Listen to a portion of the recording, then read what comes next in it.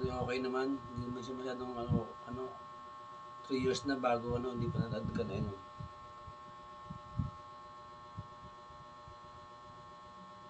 Horizontal naman.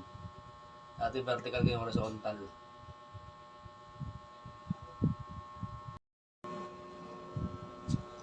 Napakahalaga pala ng langis, no?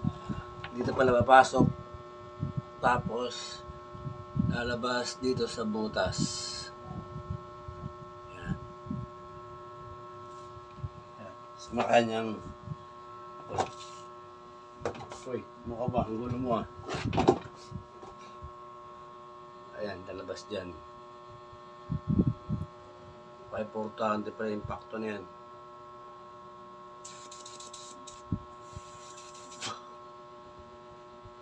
Compression. Dito, pasok ang langis. Lalabas dito.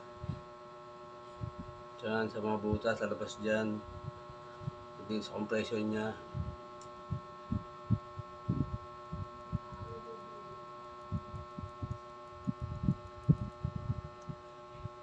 Yun ang langis. Kakabit pa rin natin.